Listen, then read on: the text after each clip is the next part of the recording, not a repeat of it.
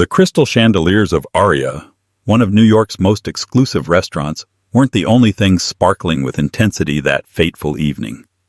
They say money can't buy happiness, but for the formidable Harrison Sterling, it bought power, influence, and a life of public adoration with his elegant wife, Catherine. But secrets like cracks in a flawless diamond were beginning to show. Tonight, a carefully constructed empire of lies is about to shatter. We're about to witness a wife's ultimate revenge, a husband's public downfall, and a mistress who gets more than she bargained for. What you are about to hear is a story of love betrayal, and the explosive moment one woman decided she had nothing left to lose. Catherine Sterling glided through her Upper East Side brownstone with the practiced ease of a woman born to its opulence. Every surface gleamed, every flower arrangement was a masterpiece, and the silence was broken only by the distant hum of Manhattan traffic and the soft click of her Louboutin heels on the marble floors. To the outside world, she was the epitome of grace and fortune, the perfect wife to the titan of private equity, Harrison Sterling. Their life was a carefully curated collection of galas, charity boards, and summers in the Hamptons. It was by all accounts a perfect life.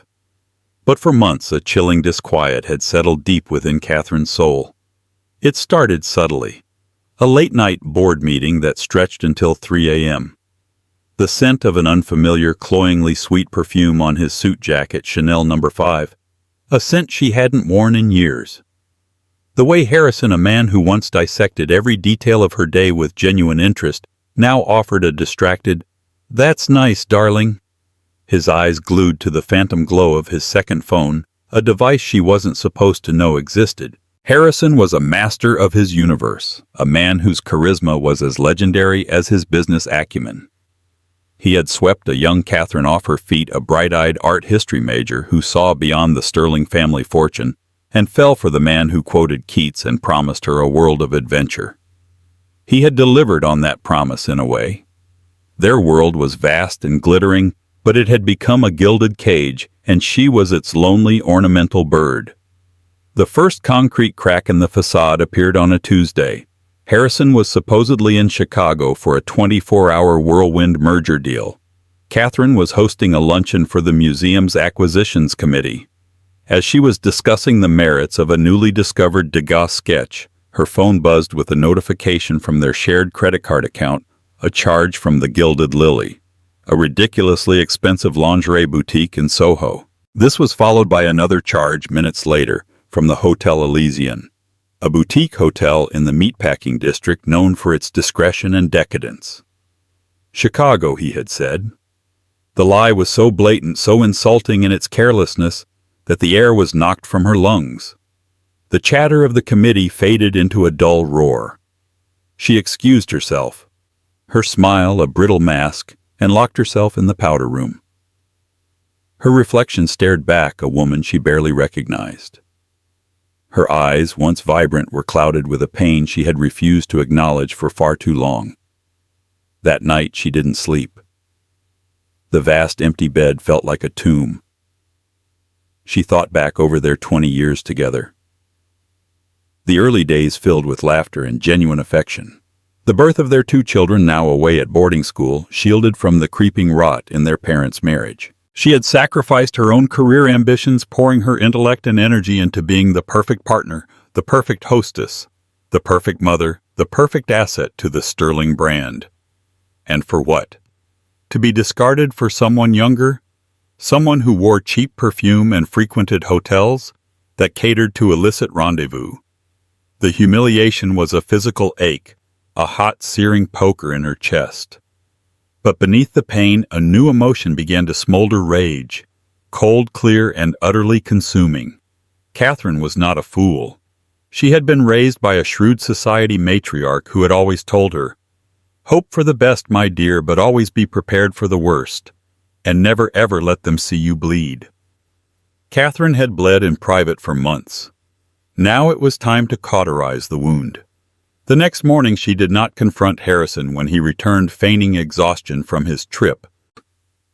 She kissed his cheek, the scent of his lie a bitter taste in her mouth, and listened patiently to his fabricated tales of boardroom battles. She played the part of the devoted wife perfectly, all while her mind was a whirlwind of calculations. She knew a quiet divorce was what he would expect, a discreet settlement, a non-disclosure agreement, and a joint statement about amicable parting. She would be neatly tucked away, another wealthy divorcee fading into obscurity, while he would continue his life unblemished with his new toy. No, not this time. He had not just broken their vows, he had humiliated her. He had taken her for a fool, assuming her silence was weakness, her grace apathy. He had underestimated her. It was a mistake he would come to regret publicly and profoundly. Her plan began to take shape not as a product of hysteria, but of cold, calculated fury. She would not just expose him, she would incinerate his carefully constructed world. And she would do it on the biggest stage imaginable, a place where the mighty and the influential gathered, a place where whispers traveled faster than stock market tips. She needed a name. Who was the woman who had so captivated her husband that he would risk everything? Harrison was a creature of habit, and his weakness was his ego. He wouldn't choose just anyone. He would choose someone who reflected well on him, someone impressive in her own right, at least on the surface. Catherine hired a private investigator, a discreet but ruthless man named Arthur Vance, recommended by a friend who had navigated her own messy divorce from a tech billionaire. Vance was expensive, but precision came at a price. Within 48 hours, he delivered a sleek black file. The name on the first page was Chloe Serafina Dubois. Catherine's blood ran cold. Chloe Dubois, the it girl of the tech world. A self-proclaimed visionary who had founded a successful if vapid lifestyle app called Elysian Fields, which curated bespoke experiences for the ultra-wealthy. She was 28 with raven hair, a surgically perfected pout, and a social media following in the millions. She was a regular on magazine covers, lauded as a trailblazer, a disruptor. The irony was sickening. The name of Chloe's app, Elysian Fields, was a nod to the very hotel where Harrison had taken her. It was a taunt, a secret joke shared between the two of them at Catherine's expense. The file was filled with images of them together laughing on a yacht in St. Bart's during a boys' fishing trip Harrison had supposedly taken, holding hands under a table at a dimly lit jazz club in Greenwich Village, kissing with a shocking intimacy in the reflection of a storefront window on Madison Avenue just blocks from their home. Each picture was a fresh stab of betrayal. This wasn't a fleeting sordid affair. It was a relationship, a parallel life he had been living. Chloe wasn't just a mistress. She was an heiress apparent to Catherine's throne. But Vance's report contained more than just photographs. It detailed Chloe's less than glamorous origins. Her real name was Kimberly Ann Higgins, from a rundown town in Ohio. Her seed money for the app was traced back to a series of shell corporations, all linked to a holding company owned by Sterling Industries. Harrison hadn't just been sleeping with her. He had built her. He had created his own replacement. This was the ultimate betrayal. He had used their shared fortune, the money Catherine had helped him build through years of social maneuvering and unwavering support, to create the very woman who would supplant her. Catherine closed the file, her hands steady. The grief was still there, a heavy stone in her heart. But the rage had crystallized into something sharp and diamond-hard. She now had the name, the evidence, and the motive. All she needed was the stage, and she knew just the one. The annual Starlight Gala, a lavish charity event for the city's children's hospital. It was the pinnacle of New York's social calendar, an event Catherine herself had chaired for the past 5 years. Harrison would be the guest of honor this year, receiving a humanitarian award for his unwavering commitment to family and community. The hypocrisy was so profound it was almost poetic. It was in 3 weeks. The guest list was a who's who of finance, politics, and media. Every major news outlet would have a presence on the red carpet. It was a place where reputations were made and, with the right catalyst, destroyed. Catherine looked at her reflection once more. The hurt was still visible in her eyes, but now there was something else, a glint of steel, The ornamental bird was about to show the world she had talons, and she was ready to use them. Harrison and his Elysian Fields creator were about to discover what happened when a woman with nothing left to lose decided to burn the gilded cage to the ground. The Starlight Gala wouldn't just be a night of charity, it would be a night of reckoning. The 3 weeks leading up to the Starlight Gala were a masterclass in deception. Catherine Sterling, to all outward appearances, became the most devoted wife in Manhattan. She laid out Harrison's favorite suits in the morning, feigned interest in his tedious stories of corporate takeovers, and even suggested a weekend getaway to their Connecticut estate, a place they hadn't visited together in years. This sudden resurgence of affection disarmed Harrison completely. He saw it as a sign of her capitulation, her acceptance of their new unspoken arrangement. He became more relaxed, more careless. He left his second phone, the Chloe phone, on his bedside table one night, assuming she was fast asleep. Catherine, her heart pounding a frantic rhythm against her ribs, waited until the sound of his deep, even breathing filled the room. She slipped out of bed, her movements as silent as a cat, and took the phone. Her hands trembled as she guessed the passcode. His ego, as always, was his undoing. It was the date his first major company went public, 1104.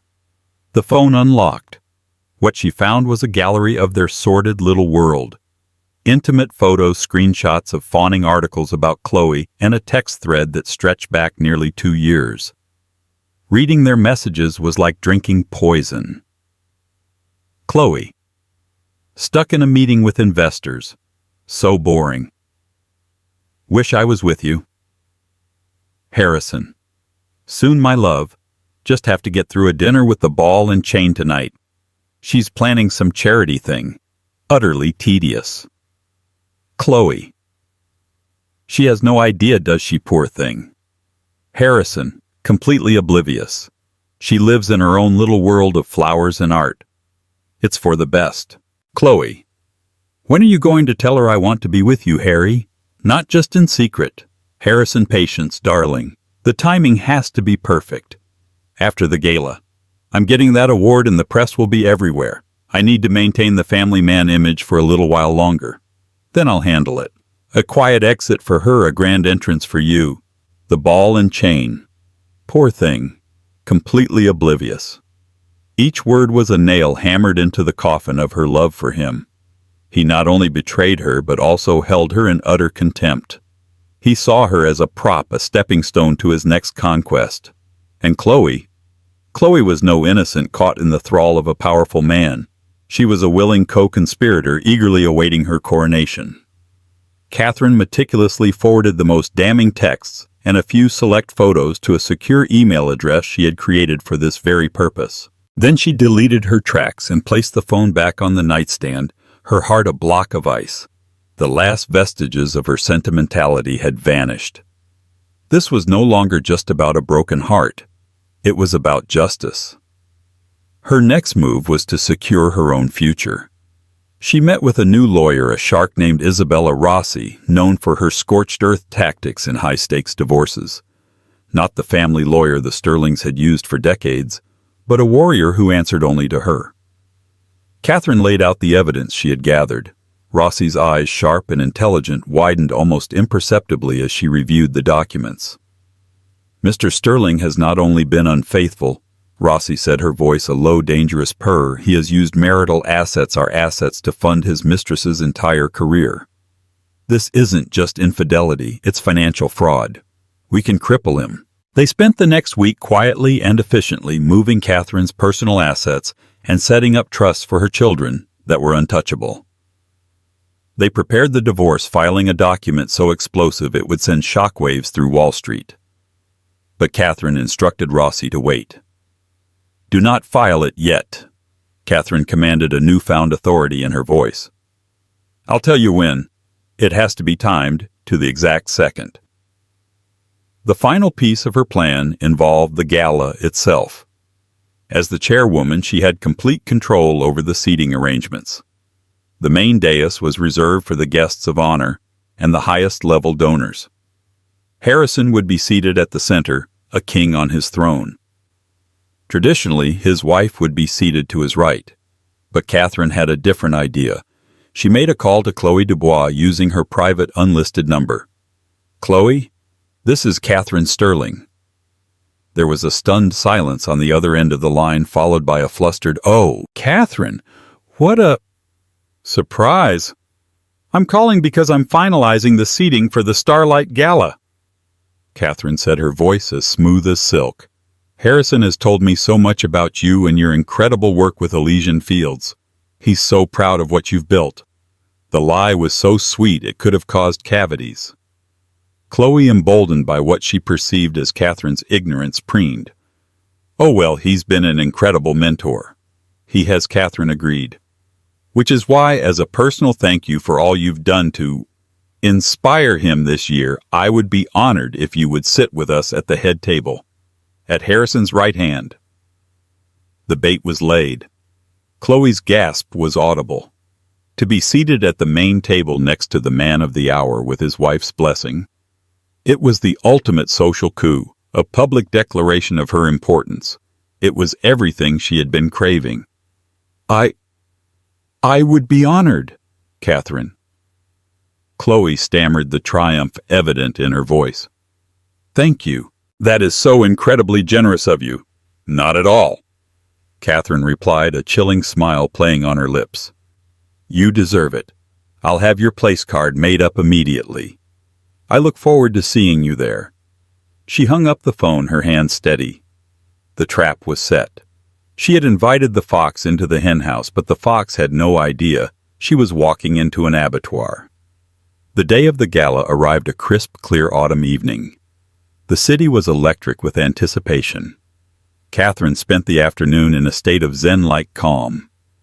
She had a massage, had her hair styled in an elegant chignon, and chose her gown with the precision of a general choosing his armor.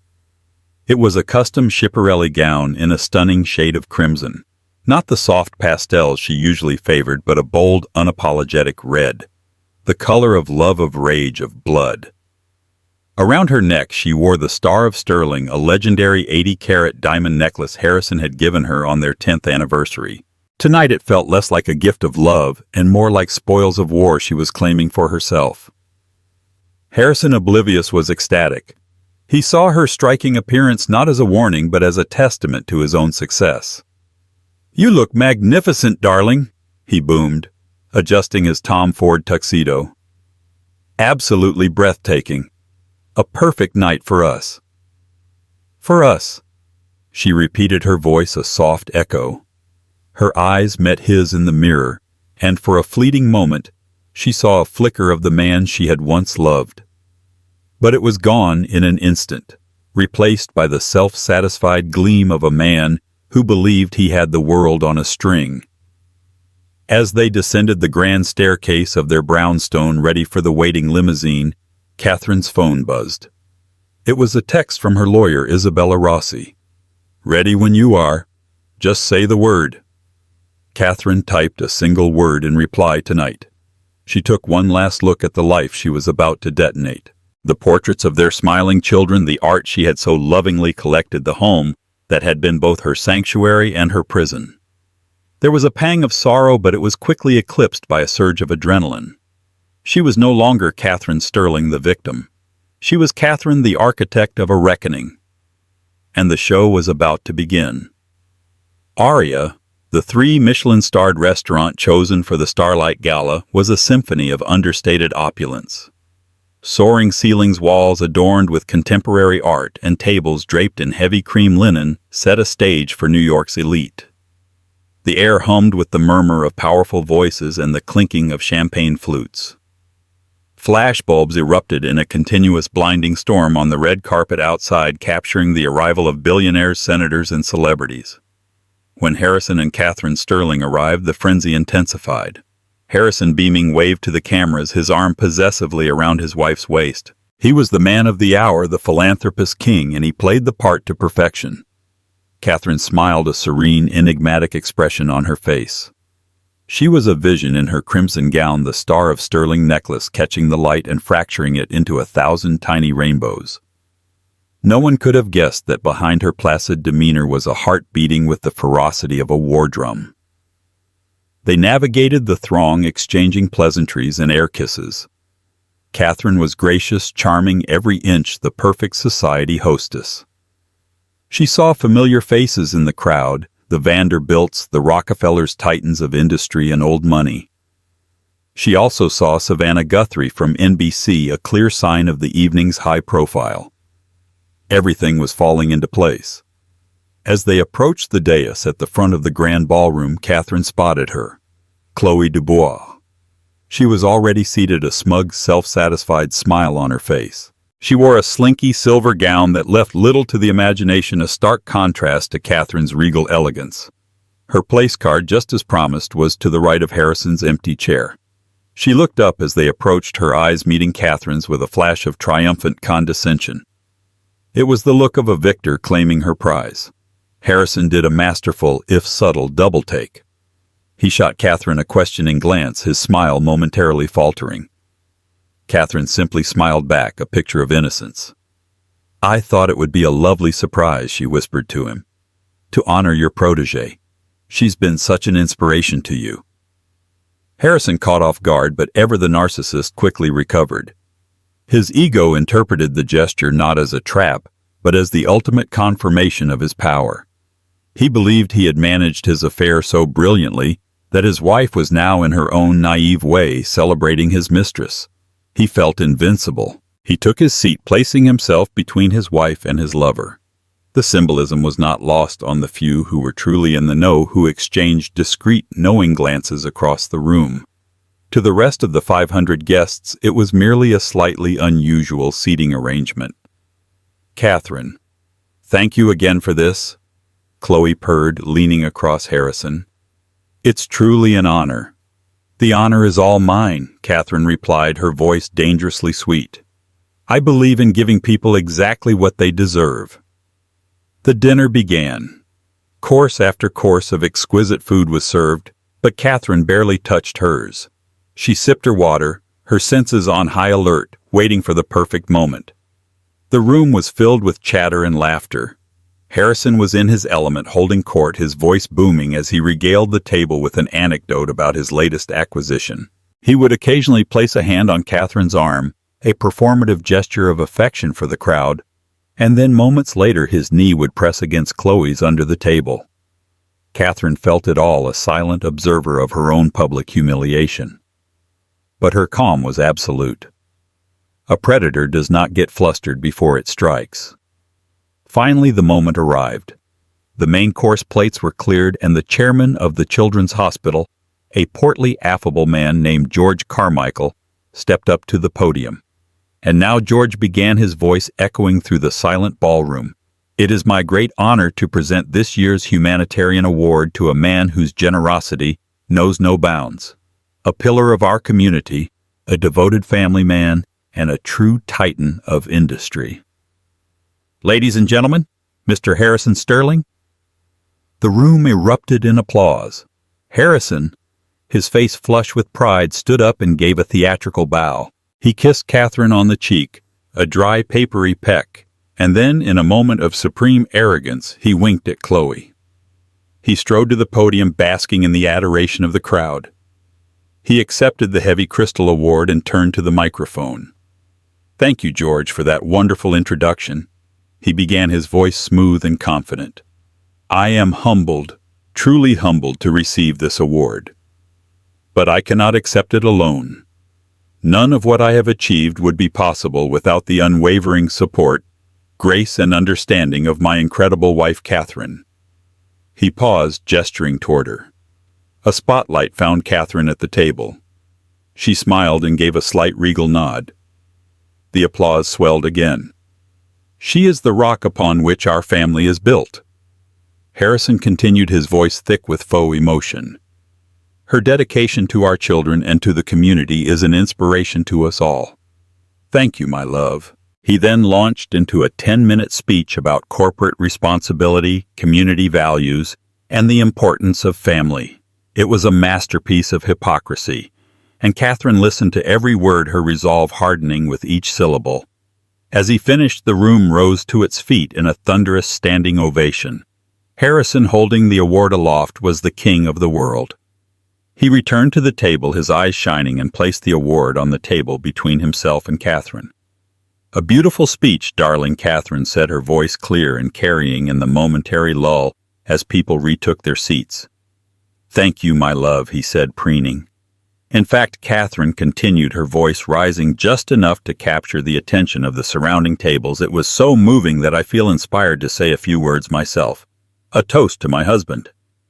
A flicker of surprise, then pleasure, crossed Harrison's face. An impromptu toast from his adoring wife. It was the perfect unplanned cherry on top of his perfect night. He leaned back expansive and self-satisfied. "Well, this is a surprise." He chuckled. Catherine stood up gracefully. She was a striking figure in her red dress, the massive diamond necklace glittering under the spotlights. She picked up her water glass, her movements deliberate and poised. A hush fell over the ballroom as the guests, sensing an unscheduled event, turned their attention to the dais. "I'd like to propose a toast," Catherine began, her voice ringing out with crystalline clarity. "To my husband, Harrison Sterling, the man you just honored as a pillar of the community and a devoted family man." She paused, letting the words hang in the air. She smiled, but it was a smile that didn't reach her eyes. It was the smile of a hunter closing in on its prey. "Harrison is indeed a man of immense appetites." She continued, her gaze sweeping across the room before landing with laser-like precision on her husband. "He spoke of my unwavering support, my grace, and my understanding. And he is right. I have supported him. I have been graceful, and I have been far, far more understanding than any woman should ever have to be." The tone had shifted. The air in the room grew tense. Harrison's smile tightened at the edges. He started to make a move to stand to cut her off, but she held up a hand. "No, please, darling. Let me finish," she said, her voice dripping with irony. "You see, a humanitarian is someone who shows great concern for human welfare, and my husband has shown immense concern for the welfare of at least one person this year." She turned her head slowly, her eyes locking onto Chloe, whose own smile had now completely vanished, replaced by a look of dawning horror. "I'm speaking, of course, of the brilliant young entrepreneur Miss Chloe Dubois," Catherine announced. The spotlight operator, confused, but following the speaker, swung a secondary light to illuminate a pale, frozen Chloe. Gasps rippled through the ballroom. "Harrison has been more than a mentor to Miss Dubois," Catherine said, her voice now cold and sharp as broken glass. "He has been her benefactor in every sense of the word. He funded her company, Elysian Fields, a name I find particularly amusing, as it shares its name with the very hotel he frequents with Miss Dubois for their afternoon trysts." A collective audible gasp filled the room. Harrison leaped to his feet, his face a mask of fury and panic. "Catherine, that's enough. Sit down," he hissed, his voice a harsh, desperate whisper. But Catherine was immovable. She looked directly at him, her eyes burning with a righteous fire. "Sit down, Harrison. I have been sitting down for years. I have been sitting down while you lied to me, while you cheated on me, and while you used our money, my money, to build a life with your mistress. No, I don't think I'll sit down. In fact, I'm just getting started." She turned her attention back to the stunned, silent audience. "You honor this man for his commitment to family. Let me tell you about his commitment. It's a commitment to a second phone hidden from his wife. A commitment to telling me he's in Chicago on business when he's actually buying lingerie for his girlfriend in Soho. It's a commitment to texting that same girlfriend during our anniversary dinner, calling his wife the ball and chain." Every word was a perfectly aimed dart, finding its mark. The silence in the room was absolute, broken only by the frantic whispered exchanges of those at the outer tables, and the distant but now very audible sound of camera shutters clicking from the press section at the back. They smelled blood and they were closing in. "So, I would like to revise my toast," Catherine declared, raising her glass. "Not to Harrison Sterling, the humanitarian, but to Harrison Sterling, the liar and the cheat. And to Chloe Dubois, a woman so ambitious she built her career on her back and named her company after the hotel where she services my husband. May you both get everything you so richly deserve." She paused, then looked directly at Chloe, whose face was ashen. "And Chloe, a word of advice. When you accept a seat at another woman's table, make sure you haven't been sleeping in her husband's bed. It tends to cause a bit of, indigestion." With that, she took a delicate sip of her water. Then, in a final stunning act of defiance, she reached up, unclasped the 80-carat Star of Sterling necklace, and let it fall with a heavy, resonant clatter onto the table right next to Harrison's humanitarian award. "I believe this belongs to the marital assets, which my lawyer, Isabella Rossi, will be discussing with you shortly. She filed for divorce exactly 10 minutes ago. Consider this my official notice." She turned, and without a backward glance at the tableau of destruction she had created at her husband, frozen in apoplectic rage, and his mistress publicly shamed and humiliated, Catherine Sterling walked off the dais and down the center aisle of the ballroom. Her back was straight, her head held high. The crimson of her dress was a defiant banner. The room remained in a state of shocked silence, the guests like statues in a wax museum. As she reached the grand entrance, the silence was shattered by a cacophony of shouting reporters and the blinding, relentless flash of cameras. Catherine didn't flinch. She walked into the storm she had created, leaving the gilded cage and the man who had locked her in it to burn.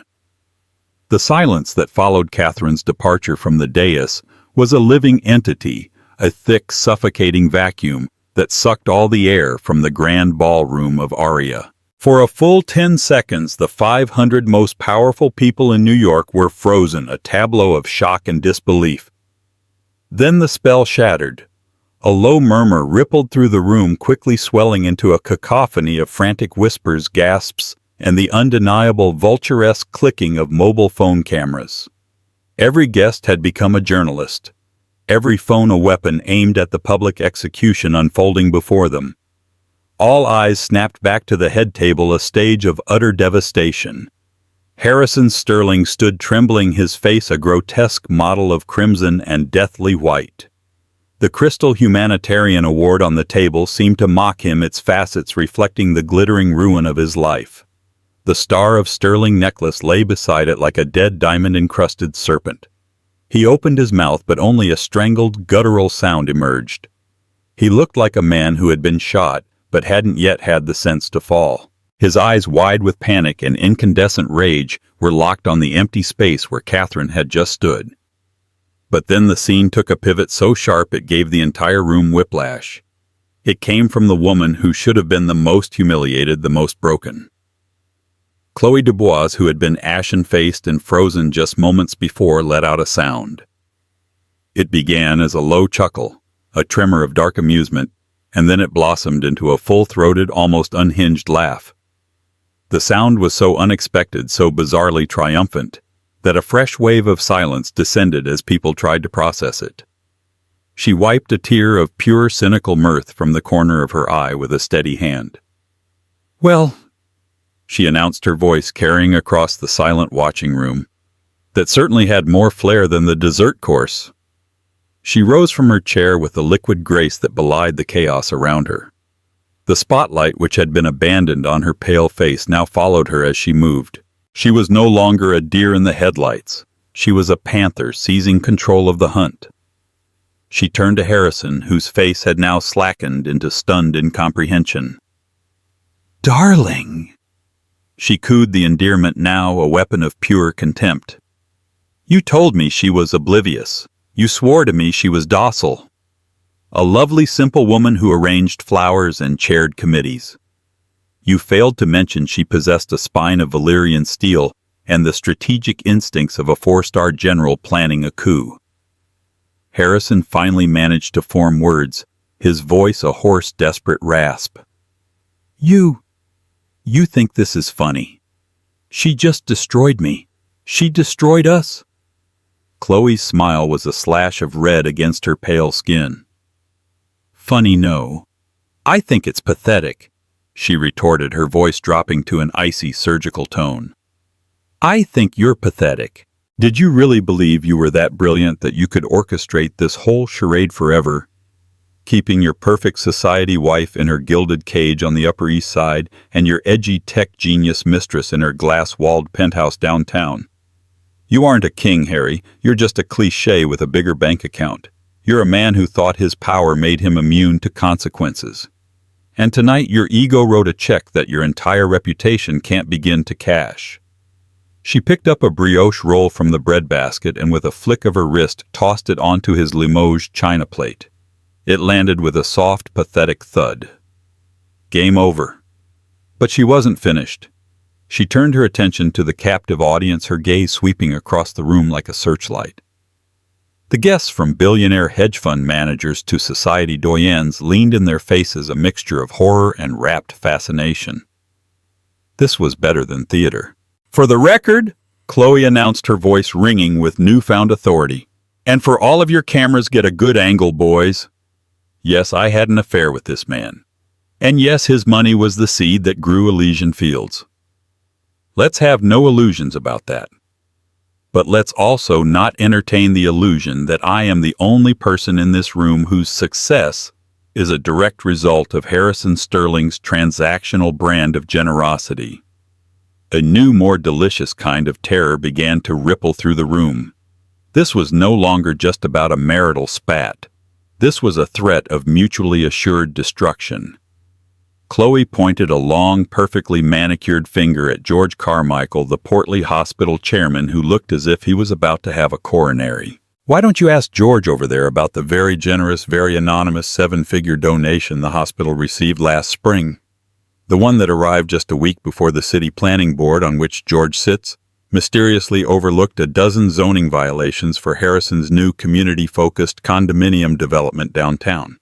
The one that's displacing hundreds of low-income families." George turned a shade of purple that matched Harrison's earlier rage. Chloe's gaze then moved on, finding its next target. "Or perhaps we could ask the good Senator Thompson," she said, gesturing towards a silver-haired politician who was suddenly examining his dessert fork with intense interest. "Ask him about the Sterling Family Leadership Scholarship that both of his C-average sons miraculously received to Yale Law School last year. A remarkable achievement for two boys whose greatest accomplishment was learning to saber a bottle of champagne." She let that hang in the air for a moment, the implications clear and venomous.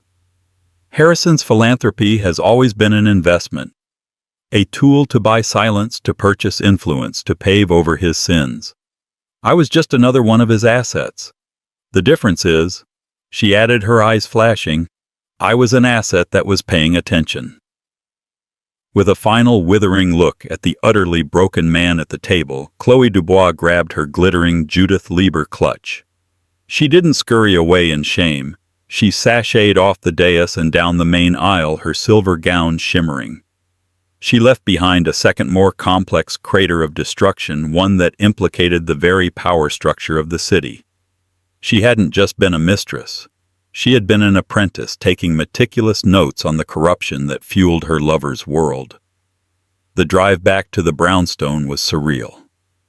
Catherine sat in the back of the Maybach, the city lights smearing past the tinted windows. The adrenaline that had coursed through her veins, that had sharpened her words and straightened her spine, was beginning to recede, leaving behind a profound, hollow emptiness.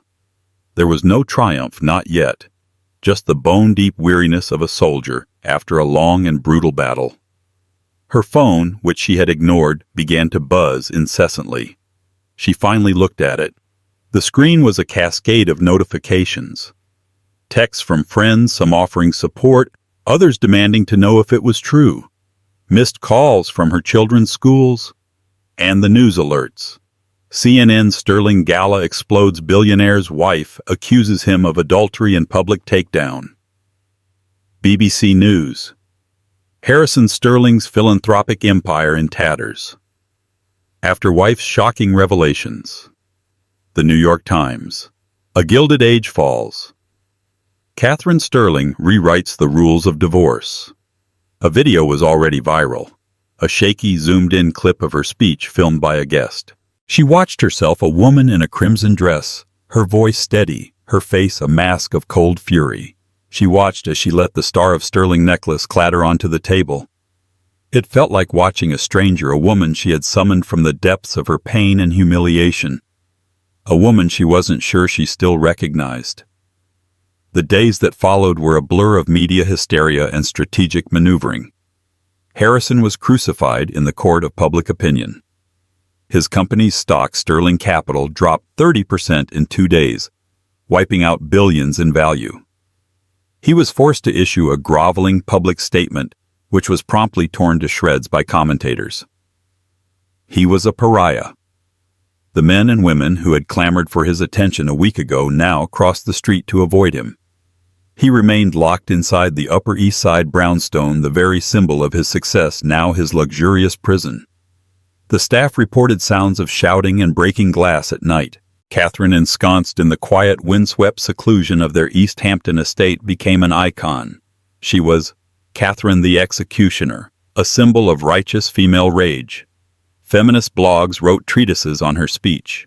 Support groups for divorced women hailed her as their queen. But Catherine felt none of it. She spent her days walking on the cold gray beach, speaking only to her children, reassuring them with a calm she did not feel, and to her lawyer, the formidable Isabella Rossi. Rossi was a shark circling bloodied waters. "He's hemorrhaging, Catherine," she said during one of their encrypted calls. "They're calling for a vote of no confidence from the board. His partners are trying to force him out.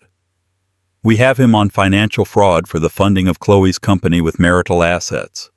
We're going to strip him bare." It was everything Catherine had wanted, and yet it felt strangely incomplete.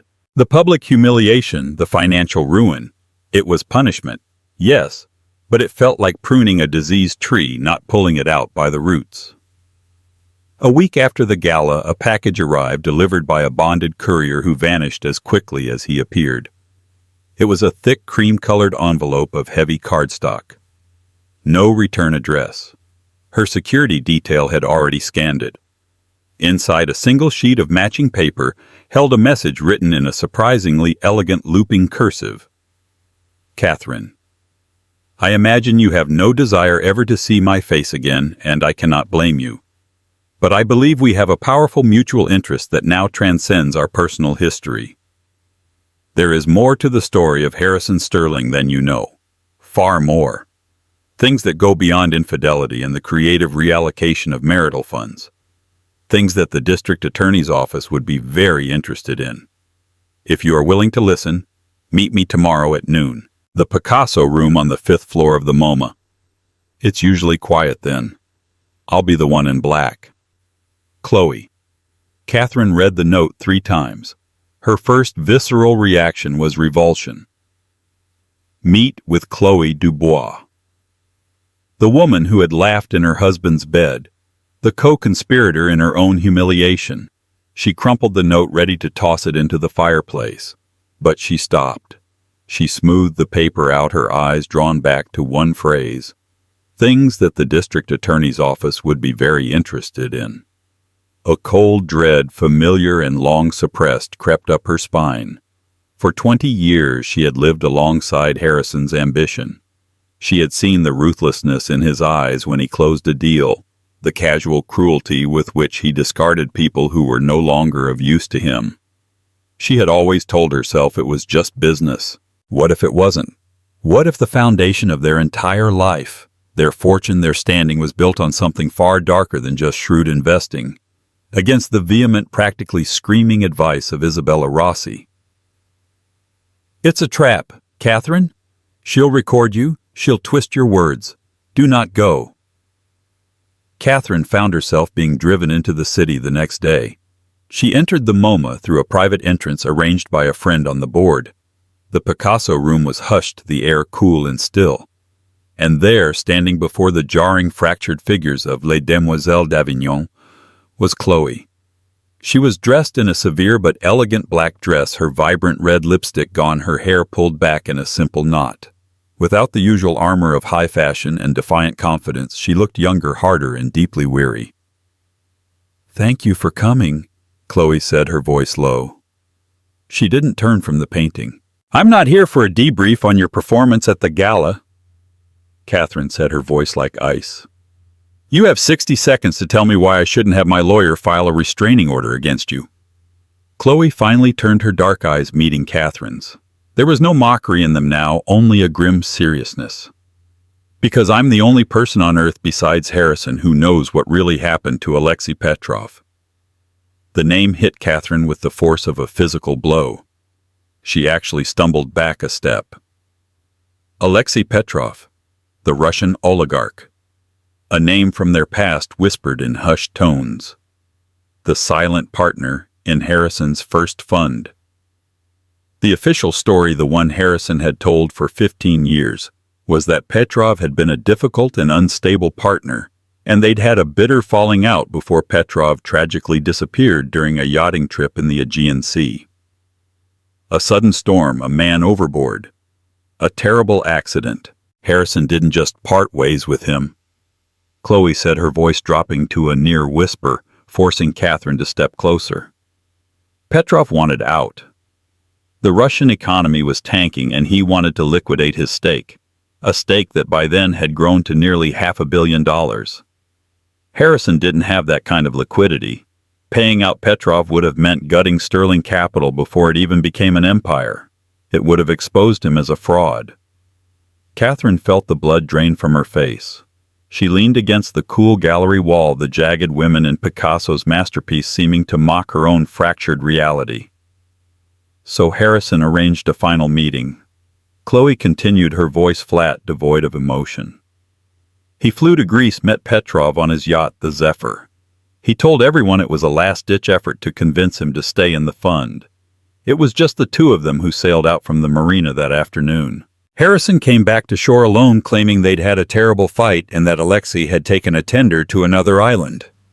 Alexei Petrov was never seen again. His empty tender was found washed up on a rocky shore a week later. The Greek authorities ruled it a probable drowning. How could you possibly know this? Catherine whispered, her throat tight. Because Harrison is a narcissist, and narcissists need an audience, Chloe said with a bitter twist of her lips. He can't just be successful. He needs people to know how clever he is. One night a few months ago, we were at his private bar. He'd just closed that big telecom deal. He was drunk on power and a 50-year-old Macallan, and he told me. He confessed. He bragged about it. He called it the ultimate hostile takeover. He didn't just build his empire on your family's money and my body, Catherine. He built its very foundation on a man's murder. The final horrifying piece of the puzzle slid into place. Harrison's paranoia. The secret offshore accounts. The extreme obsessive need for control. It wasn't about hiding an affair. It was about hiding a capital crime. He kept proof, Chloe said, leaning in closer. He's too arrogant not to. A ledger, not financial but a personal one, detailing his transactions with Petrov, the transfers, the setup. It's encrypted, but I know the password. It's the date his own father died, the day he inherited the money that he used to lure Petrov in. The man is a psychopath, but a sentimental one. Chloe looked directly at Catherine, and in that moment the chasm of their mutual hatred was bridged by a singular, terrifying understanding. They were two different women from two different worlds, but they had both been profoundly deceived by the same monster. The ledger is in a hidden safe behind the Francisco Goya painting in his home office, Chloe stated.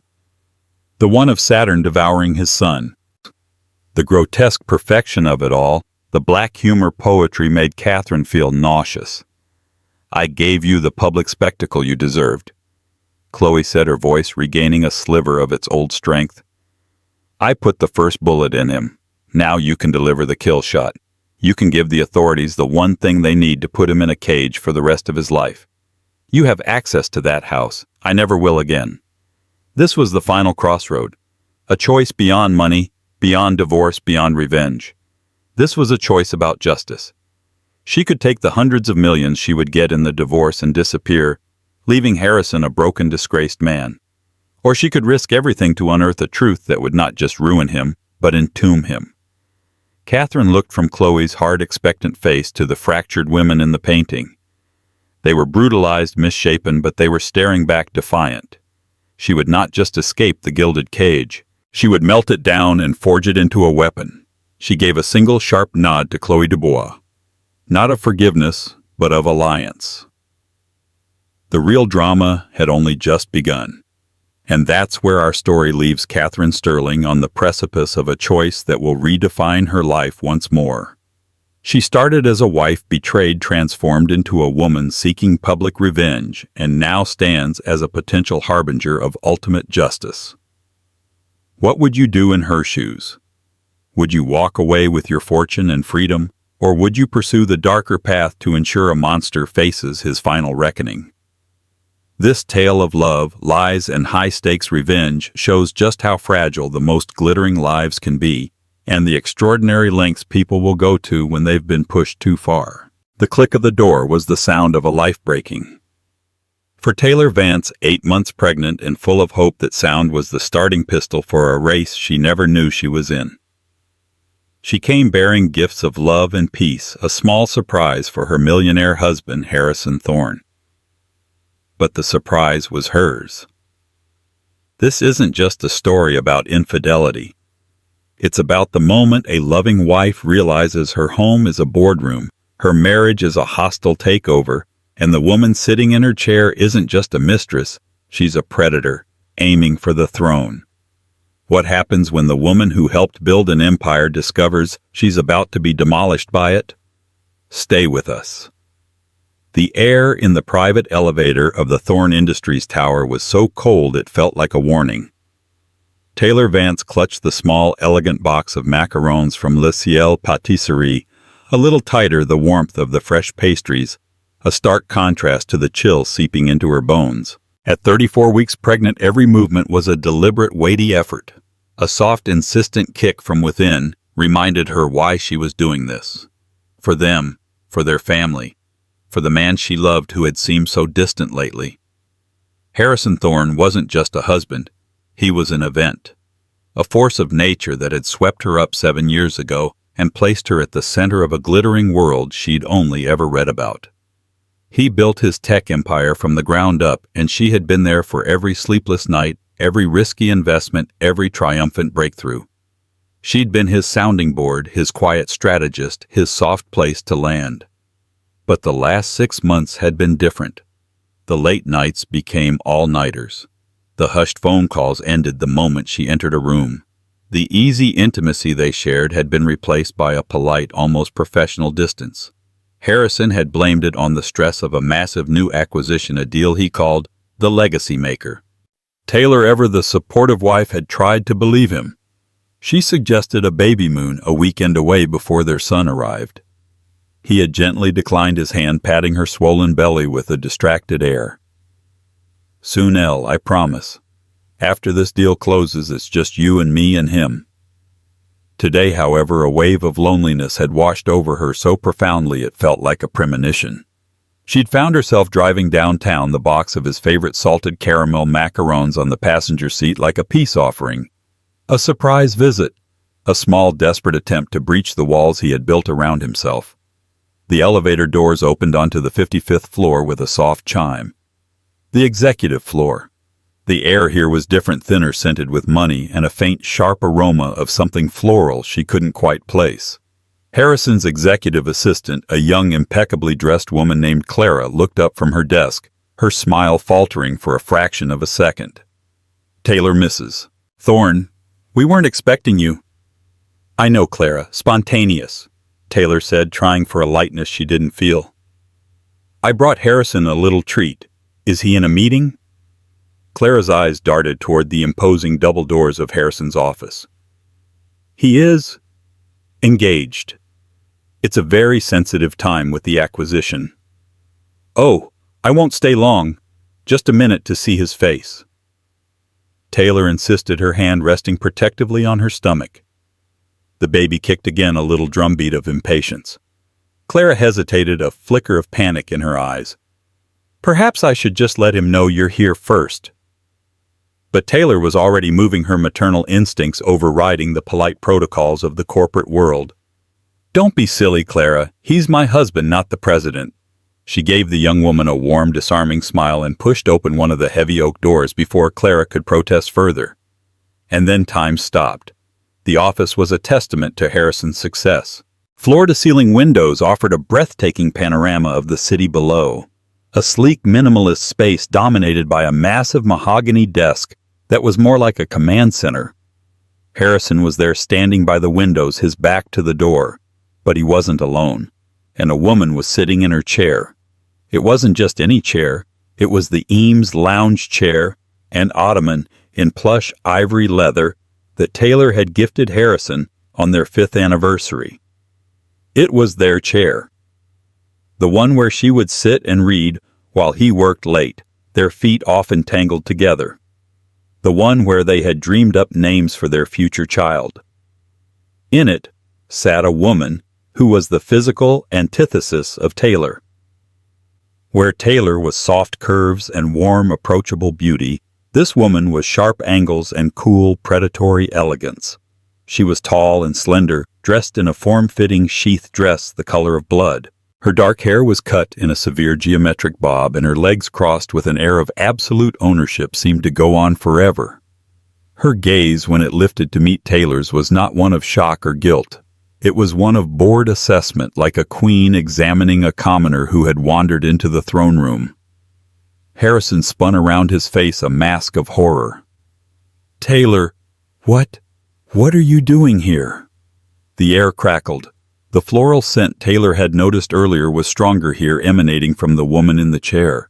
It was Baccarat Rouge 540, an expensive, intoxicating perfume that Taylor had once smelled on a scarf Harrison had brought home from a business trip to Paris 2 months ago. He'd claimed it must have belonged to a colleague from the airline. Taylor's hand fell from the doorknob. The box of macarons slipped from her other hand, hitting the plush carpet with a soft, pathetic thud. Her voice, when it finally came, was a choked whisper. "I could ask you the same question, Harrison." Her eyes were locked on the woman who hadn't moved a muscle. The woman's lips curved into a slow, deliberate smirk. She uncrossed her legs, the whisper of nylon a gunshot in the silent room, and leaned forward slightly, placing her manicured hands on the arms of the chair, as if she were settling into a seat that had been hers all along. "Who is she?" Taylor breathed, though she felt she already knew the answer in the deepest, most terrified part of her soul. Harrison rushed forward, his hands fluttering uselessly. This isn't what it looks like. This is Isabella Rossi. She's my new COO. We were just going over the final details of the acquisition. You're misunderstanding." Isabella Rossi, the name was vaguely familiar.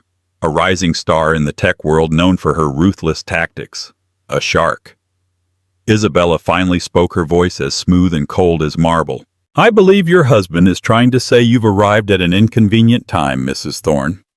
She didn't stand. She didn't acknowledge Taylor's advanced pregnancy. She held her ground, her posture a silent declaration of war. The lie was so blatant, so insulting, it stole the air from Taylor's lungs. The intimacy of the scene she'd walked in on was undeniable. The way Harrison stood, the way Isabella sat, the charged energy in the room. It wasn't a business meeting. It was an occupation. Taylor looked from her husband's panicked face to Isabella's smug one. She looked at the chair, her chair now claimed by another. And in that moment she understood. The distance, the secrets, the lies. It wasn't about an acquisition. It was about a replacement. Without another word, she turned and walked out of the office, closing the door softly behind her. The click echoed down the hallway, a definitive, soul-crushing sound. It wasn't just a door closing. It was the end of a chapter, the end of a dream, the end of the life she thought she had. As she walked past Clara's desk, ignoring the assistant's horrified expression, a single cold thought solidified in her mind. This was not just an affair. This was a coup, and she had just been dethroned. The drive home was a blur of rain-streaked glass and the rhythmic, mocking thump of the windshield wipers. Taylor drove on autopilot, her mind a raging storm of images. Isabella's smug smile, the proprietary way her hands rested on the arms of the ivory chair. Harrison's face pale and slack with the shock of being caught. Each detail was a fresh stab of pain. By the time she pulled into the sweeping driveway of their modernist glass and steel home, her tears had dried, leaving behind a cold, hard residue of fury. She walked through the cavernous, silent house. Every object seemed to mock her. The abstract painting they'd bought in Santorini on their honeymoon, the sprawling custom sofa where they'd mapped out their future, the framed ultrasound photo on the mantelpiece, a smiling three-dimensional glimpse of their son. It all felt like a set piece in a play where she no longer knew her lines. She went to their master bedroom and stood before the walk-in closet, a vast space larger than her first apartment. She stared at Harrison's side rows of bespoke suits, shelves of gleaming leather shoes, a rack of perfectly pressed shirts. The faint, cloying scent of Baccarat Rouge 540 still clung to the air near his travel bag. It had been there for weeks, a ghost she had refused to see. Hours later, Harrison came home.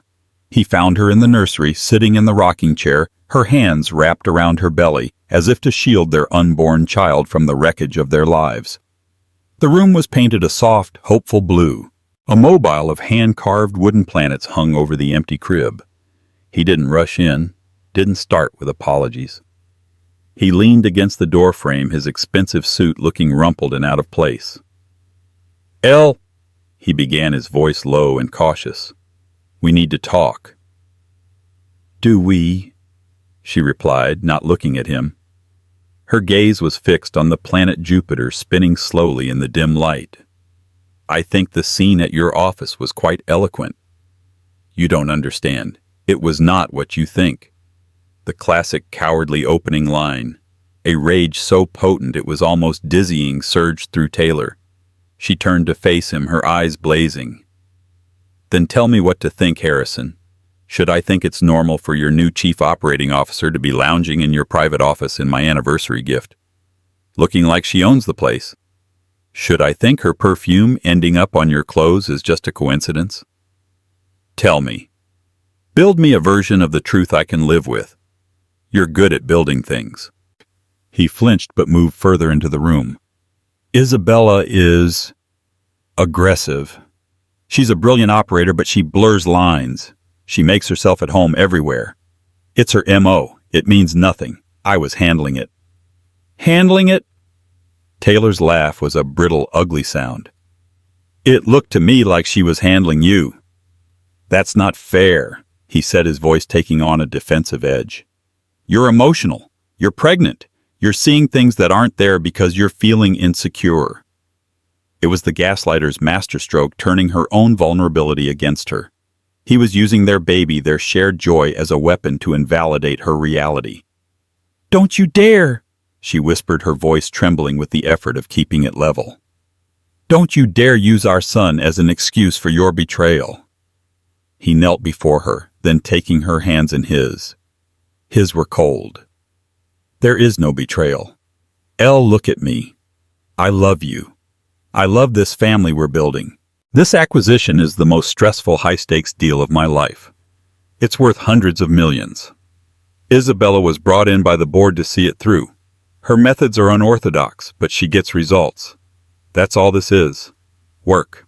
I swear to you." He looked sincere. The Harrison she knew, the man she had loved, was there in his eyes, pleading with her. For a dizzying moment she wanted to believe him. It would be so much easier to dismiss it all as the paranoid fantasy of a hormonal pregnant woman, to retreat back into the comfortable illusion of her life. "I need you to trust me," he said softly, placing a hand on her stomach. "For him.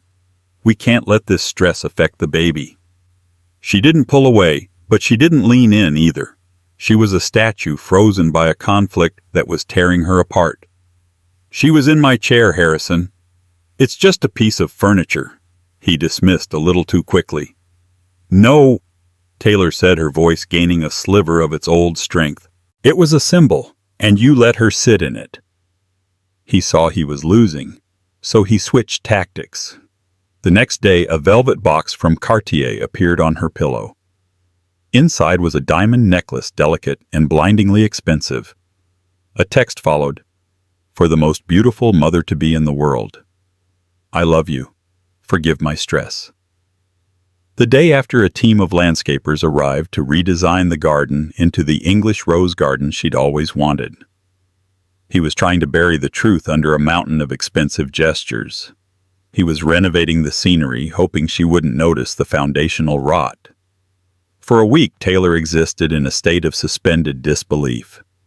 She allowed him to play the part of the doting, apologetic husband. They ate dinner together. He rubbed her aching back. They talked about the baby. But something had irrevocably shifted. The trust, once a solid, unshakable foundation, was now a web of hairline fractures. She would watch him type a text and wonder who it was for. She would smell his shirt when he came home searching for the phantom scent of Baccarat Rouge. The breaking point came a week after the confrontation. Harrison was in the shower.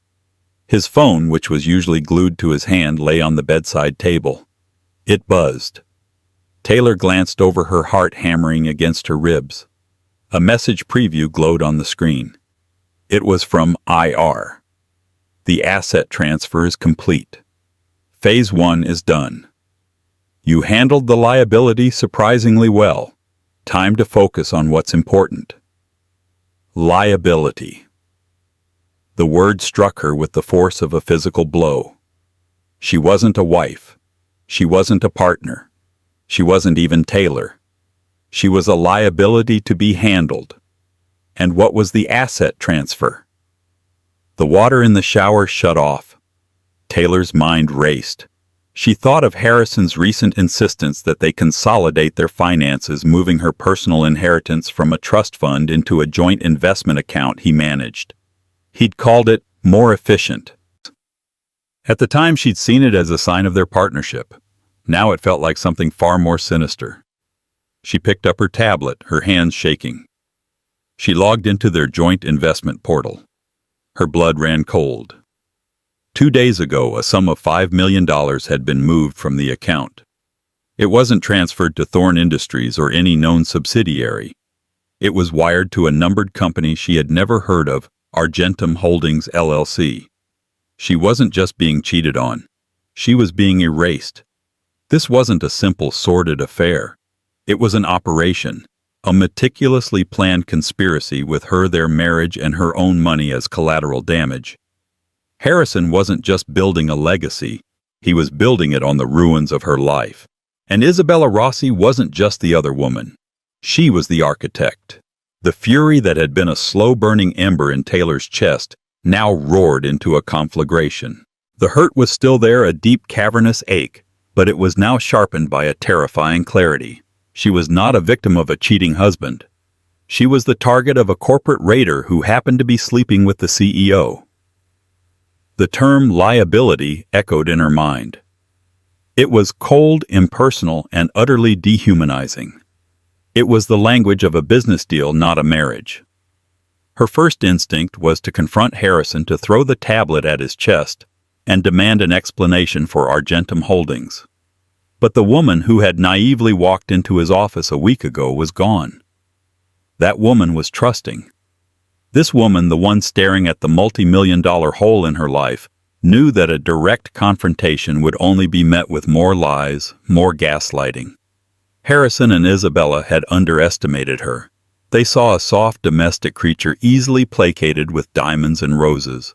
They had forgotten the woman she used to be before Harrison Thorne. Taylor Vance, the art history graduate who had worked as a provenance researcher for a major auction house.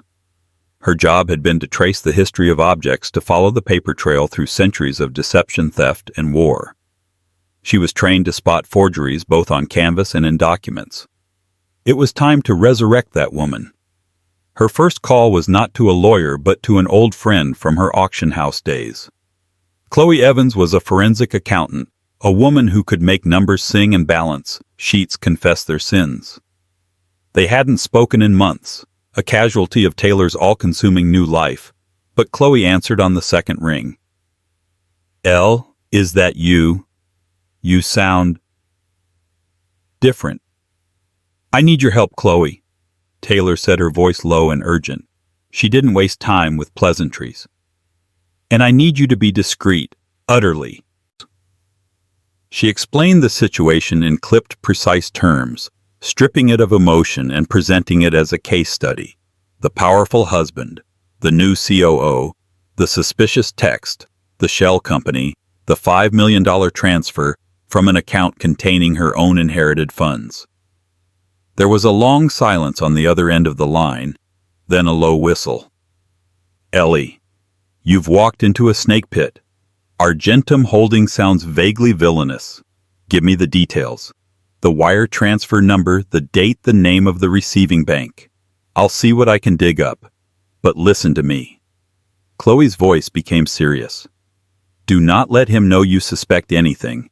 From this moment on, you are an actress. You are the happy, oblivious, pregnant wife. You smile, you rub your belly, you ask him what he wants for dinner. You do not give him any reason to suspect the liability is developing teeth. The advice was chilling but necessary. That evening when Harrison came home, Taylor was waiting for him, a warm smile on her face. She had cooked his favorite meal, osso buco. She asked about his day and didn't flinch when he mentioned Isabella's name in a work context. She played the part of her life, and it was the most harrowing performance she had ever given. She felt like a spy in her own home. While Harrison slept, Taylor worked. Armed with a new untraceable laptop and a secure internet connection, she began her own investigation. She started with Isabella Rossi. The woman's public profile was impeccable. A Wharton graduate, a series of spectacular successes, turning around struggling tech firms, a reputation for being brilliant and utterly ruthless. But Taylor wasn't interested in her resume. She dug deeper, scrolling through years of social media news articles and industry forums. She found a photo from a tech conference in Berlin 3 years ago. Harrison had been a keynote speaker. In the background of a group shot, partially obscured, was Isabella watching him with an intensity that was anything but professional. The affair, Taylor realized with a sickening jolt, wasn't a recent development. It was a long game. Isabella hadn't just appeared in their lives. She had been targeting Harrison for years. Then she turned her attention to the finances. Using the access she still had, she began downloading statements, years of them. Credit cards, investment accounts, household expenses. It was a painstaking, soul-crushing process. Every line item was a potential clue, a piece of the mosaic of deceit. A charge from a florist in a city Harrison had never mentioned visiting. A hotel bill from a weekend he was supposedly on a solo fishing trip. And then she found the pattern. Small, regular cash withdrawals from a joint account, always from an ATM near a particular downtown condo building. Never large enough to raise an eyebrow on their own, but over 2 years they added up to tens of thousands of dollars. A secret slush fund. Chloe called back 2 days later. "I've got something on Argentum Holdings," she said, her voice tight. "It's a ghost, incorporated in Delaware 6 months ago. The listed director is a man named Michael Stone, but I ran a check on him. He doesn't exist. The address is a P.O. box. It's a classic shell designed to be anonymous, but I got a lucky break." "What is it?" Taylor asked, her pen poised over a notepad. "The initial funding to open its corporate bank account. It wasn't Harrison's money. It was a wire transfer from an offshore account in the Cayman Islands, an account belonging to Rossi." Taylor's breath hitched. "Isabella funded it." "She opened the door, Ellie. Harrison walked through it with your $5 million. But it gets worse. I pulled the public trading logs for the last few months. Argentum Holdings hasn't been sitting idle. It's been buying something, quietly, in small strategic blocks to avoid attention." "Buying what?" Chloe took a deep breath. "Shares. In a company called Innovate Dynamics." The name hit Taylor like a physical blow. Innovate Dynamics wasn't just any company. It was Thorne Industries' biggest and most formidable rival. Their co-founder and CEO, David Chen, was a brilliant engineer who had been in a fierce public battle with Harrison for market share for years. The pieces clicked into place with a horrifying snap. This wasn't about expanding Thorne Industries. A company doesn't use a secret off-the-books shell corporation funded by an executive's mistress and marital assets to do business. This was something else entirely. Something personal. They weren't planning an acquisition. They were planning a hostile takeover. A stealth attack on Harrison's greatest rival using his own wife's money as the ammunition. And the new entity, the one that would rise from the ashes of this corporate war, would be Argentum Holdings, a company controlled by Isabella funded by Taylor with Harrison as her willing partner. Taylor hung up the phone, a wave of nausea washing over her that had nothing to do with her pregnancy. She looked at her reflection in the dark screen of the laptop. The face staring back was pale and drawn, but the eyes were hard as flint. The game had changed. They weren't just trying to erase her from the marriage.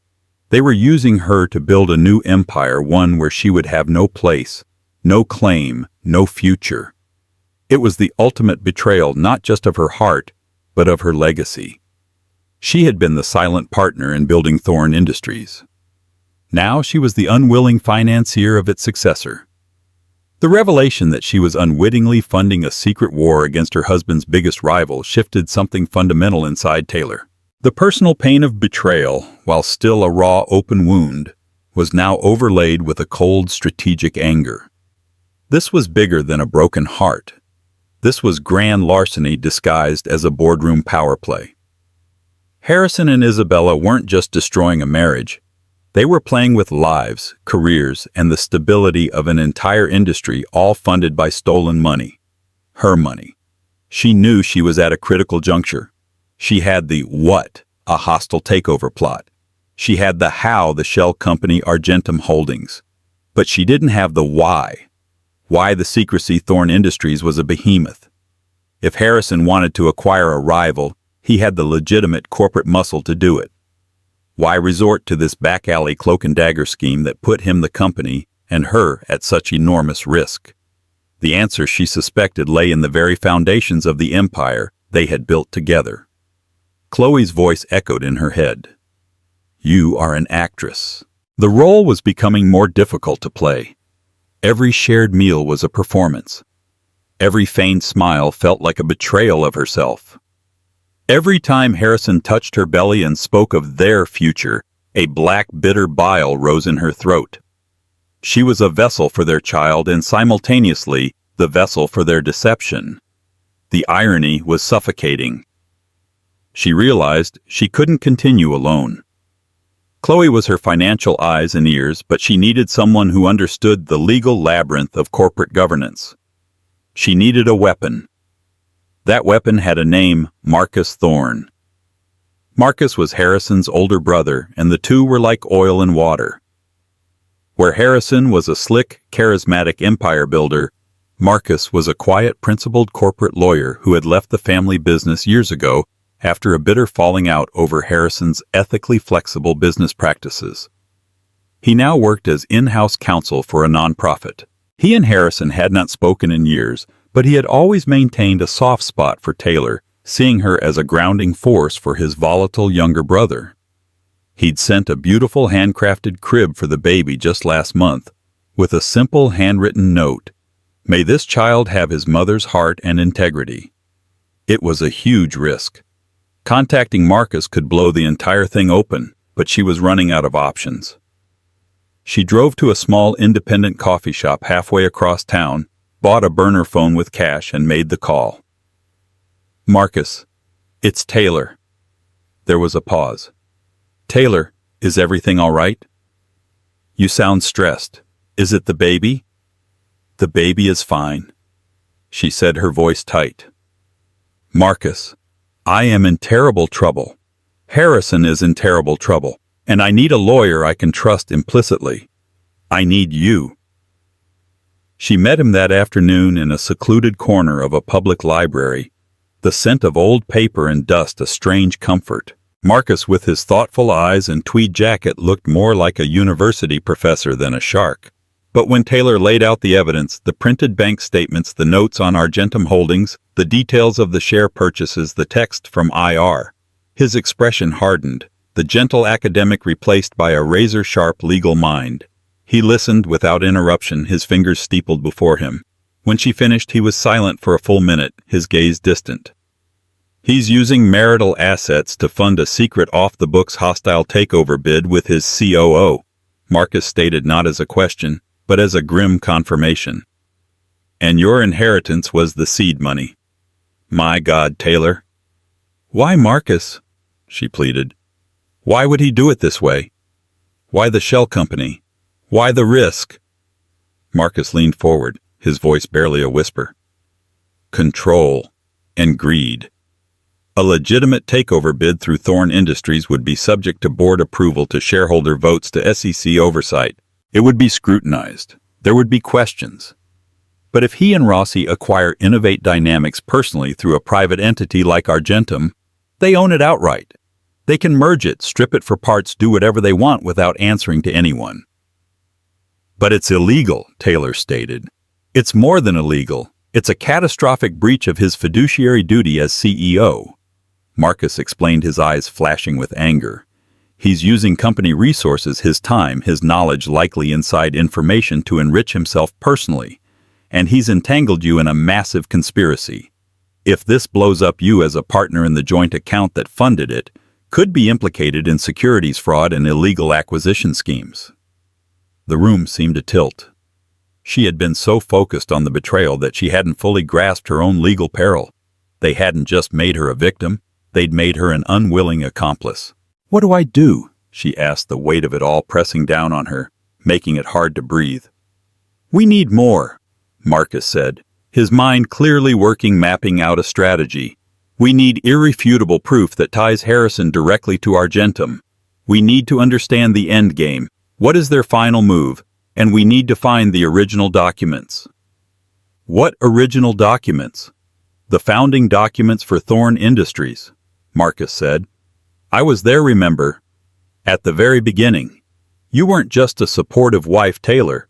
That first round of angel investment, the $50,000 that got the server running, that came from the trust your grandmother left you. You were a seed investor. Your name should be on the initial partnership agreements. A memory, hazy and distant, surfaced in Taylor's mind. A late night in their tiny apartment years ago. A pile of papers. Harrison saying, "It's just legal boilerplate L sign here and here. We're in this together." She had signed full of love and trust, never reading the fine print. I think I remember, she stammered. He told me we were partners.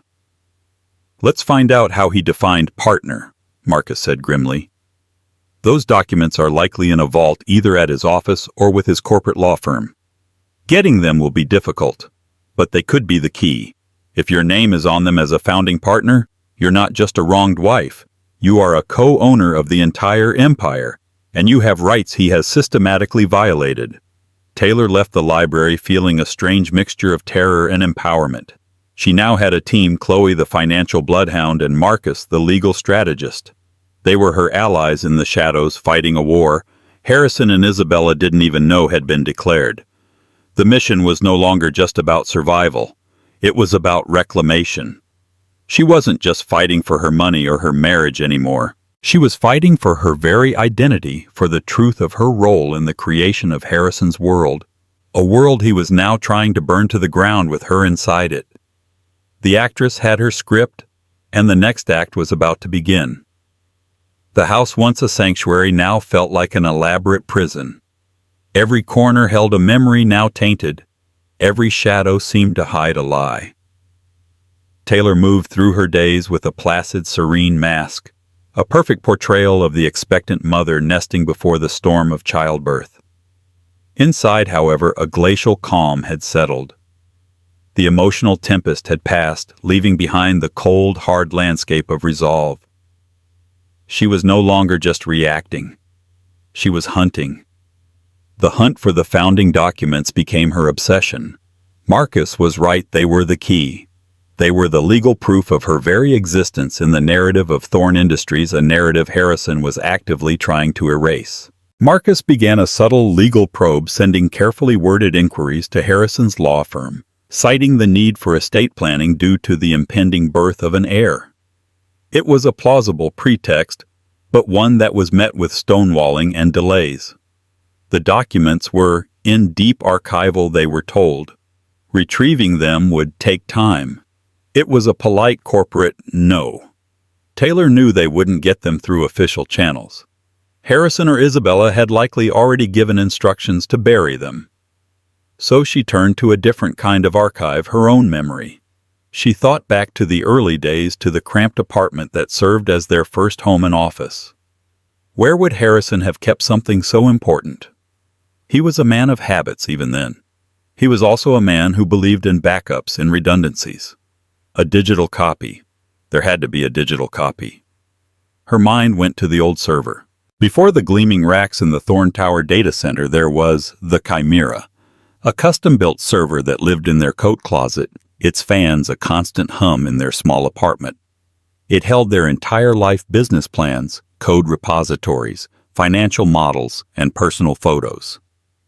When they moved into their first real office, the data was migrated and the old server was decommissioned.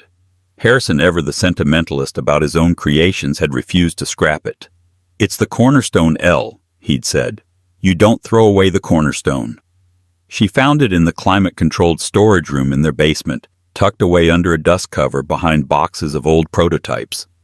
It was an ugly beige tower, an ancient relic in the fast-moving world of tech. But to Taylor, it was a time capsule, a digital ghost of their shared past. Getting it running was a challenge. The power supply was archaic, the connections obsolete. She spent 2 days researching old tech forums, ordering obscure cables online with a prepaid credit card, her burgeoning belly a constant awkward obstacle as she worked on the floor of the basement. Finally, one evening, while Harrison was at a late dinner with the board, she powered it on. The old fans whirred to life with a groan, and a basic text-based operating system flickered onto the small monitor she'd set up. There was no graphical interface, no easy search bar. It was a digital maze of directories and subdirectories. For hours she navigated the command line, her fingers remembering the old codes, digging through layers of forgotten files. She found their first business plan full of typos and audacious dreams. She found photos from their first vacation, two young, hopeful people squinting into the sun. Each file was a small, painful reminder of the man he used to be, of the us that had once existed. And then she found it, in a password-protected, encrypted folder labeled Genesis. Her heart hammered. The password. What would it be? She tried the obvious ones. Their anniversary, her birthday, the company name. Nothing. She closed her eyes, trying to transport herself back in time. What was important to him then? What was his world? It wasn't about money or success yet. It was about an idea. An idea he had named Project Icarus. She typed it in. ICARUS. Access granted. The folder opened, revealing a handful of scanned PDF files. The first one she clicked on was titled Thorn Vance Founding Partnership Agreement.ppdf. Her hands trembled as she opened it, and there it was, in stark black and white. A legal document drafted by a small local law firm dated 7 years ago.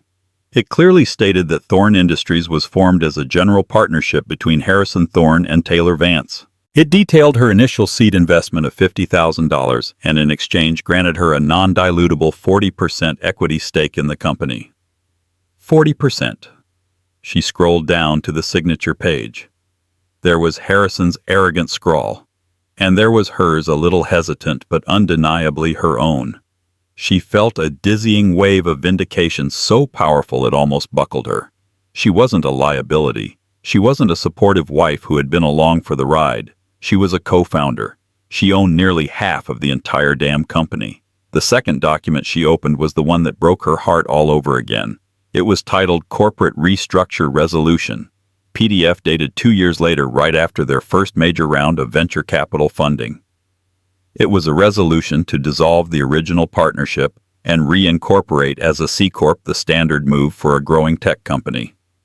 It listed Harrison as the Class A voting shareholder with a 95% stake. It listed her, Taylor Vance, as being issued a small number of common shares amounting to less than 1% in exchange for her previous contributions. Attached to it was a signature page. Harrison's was there, and below it was hers, a perfect digital forgery. She stared at the screen, her blood turning to ice. He hadn't just diluted her stake. He had erased her. He had taken her 40% and reduced it to almost nothing using a forged signature to do it. He had committed blatant premeditated fraud against his own partner, his own wife, years before Isabella Rossi had ever sat in her chair. This was the why. This was the original sin upon which his entire empire was built. The secret takeover of Innovate Dynamics wasn't a new plan. It was an echo of his first, most successful hostile takeover, the one he had perpetrated against her. He couldn't use Thorn Industries for his new scheme because a deep dive during due diligence might unearth this original fraud. He needed a new clean entity, Argentum, built on a fresh lie funded by a fresh betrayal. Isabella wasn't the architect of his downfall. She was just a partner in his preferred method of business. The man Taylor had married had never really existed. He had been a phantom, a construct, a lie she had helped build and decorate. A profound, chilling calm settled over her. The pain was still there, a deep, resonant hum beneath the surface, but the shock was gone. The game was no longer about winning back a husband or saving a marriage. It was about justice. It was about exposing the ghost in the machine, the lie at the heart of it all. She carefully copied the files onto a secure, encrypted thumb drive. She had her proof. She had her weapon. And now she was going to war. For the next week, Taylor moved with the chilling precision of a bomb disposal expert. Her home was no longer a prison. It was a stage, and she was in the final rehearsals for her closing performance. Every interaction with Harrison was now a data point, every feigned smile a carefully calibrated maneuver. He remained oblivious, consumed by his secret war, convinced his liability was safely handled, cushioned by luxury and impending motherhood. He had no idea the real war was about to be waged in his own boardroom. With Marcus and Chloe, Taylor crafted a meticulous battle plan. Chloe tracked the movements of Argentum Holdings in real time.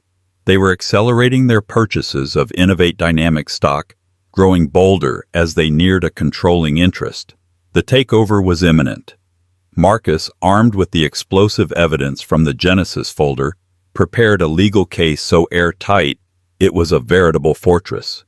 They weren't just aiming to stop Harrison. They were aiming to dismantle his entire architecture of lies. The chosen battlefield was the quarterly board meeting of Thorn Industries.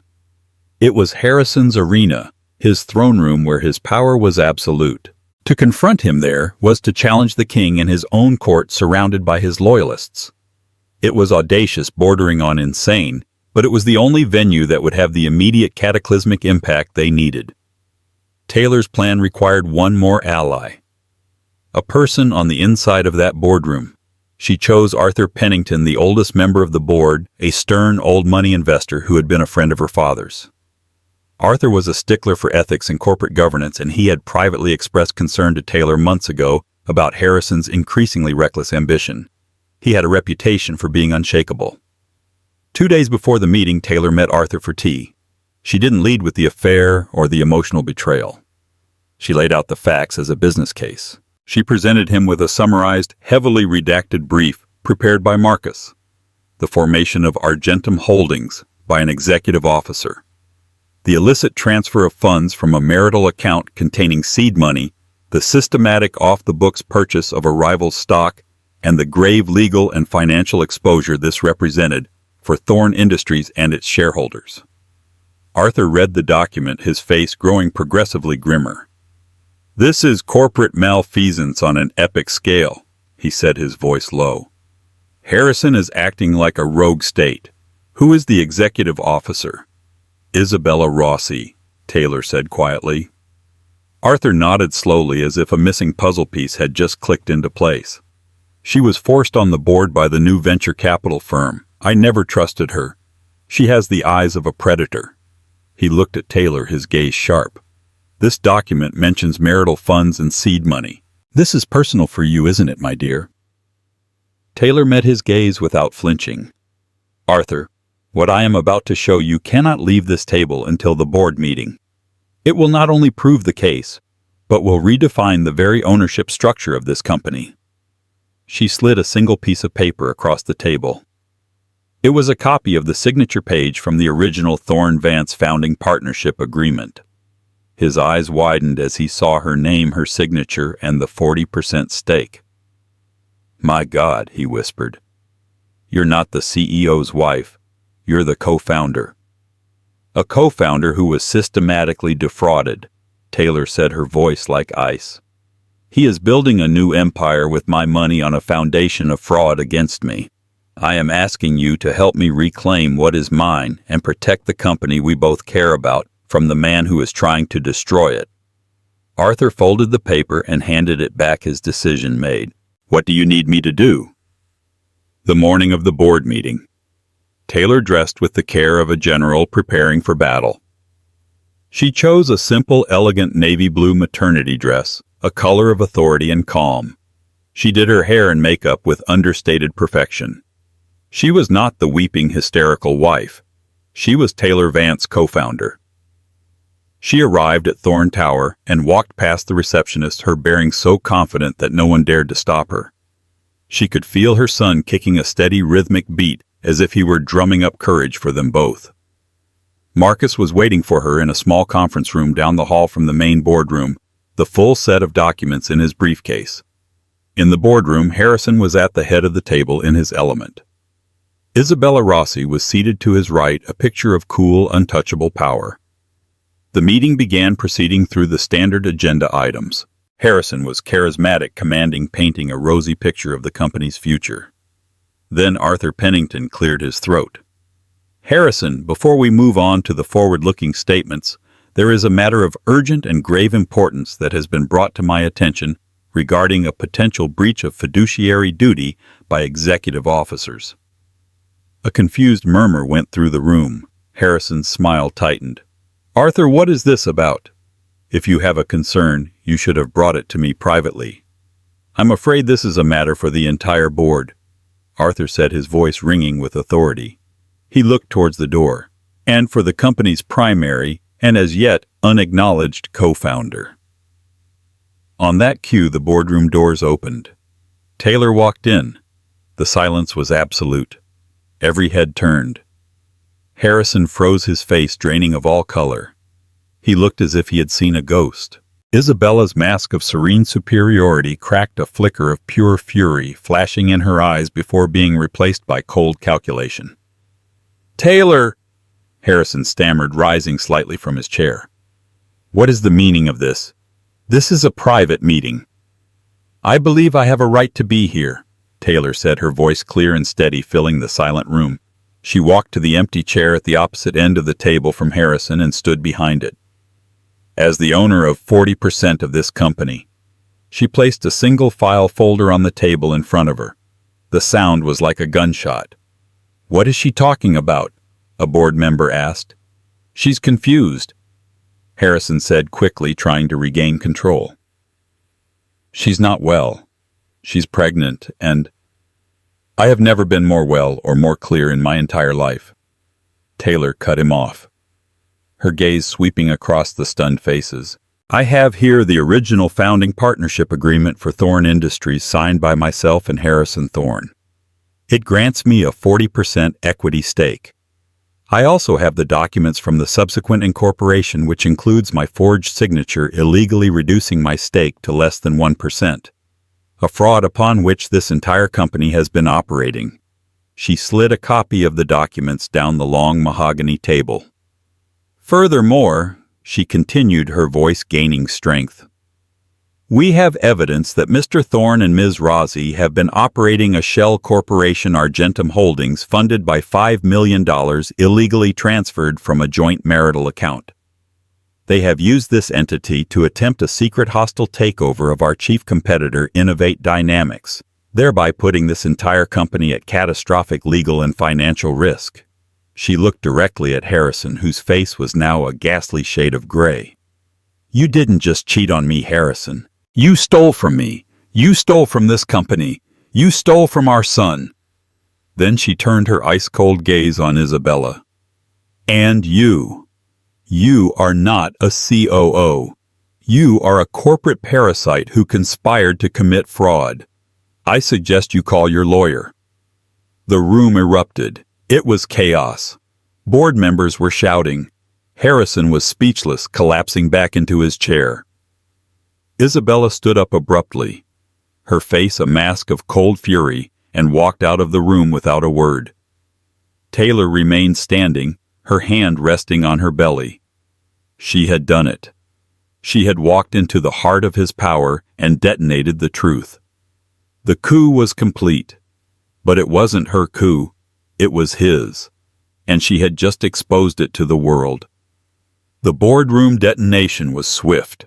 The board, led by Arthur Pennington, immediately suspended Harrison and terminated Isabella Rossi, who was unceremoniously escorted from the building.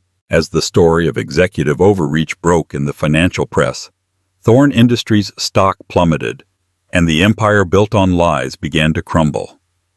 Harrison's attempts to contact Taylor were a pathetic mix of fury and pleading, but she remained unmoved.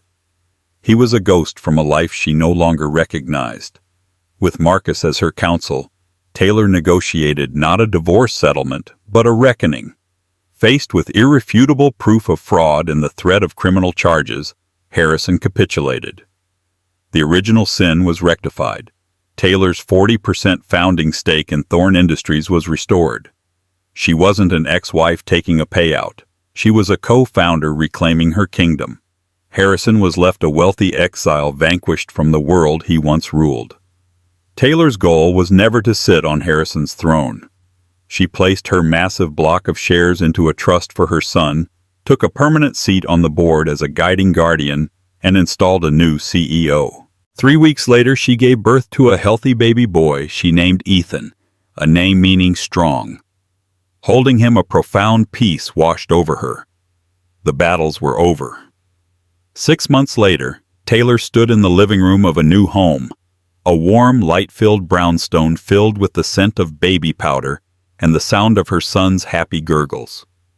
She had guided Thorne Industries through its recovery from a distance, hearing only whispers that Harrison had disappeared overseas. She had walked into his office a victim, but emerged a victor.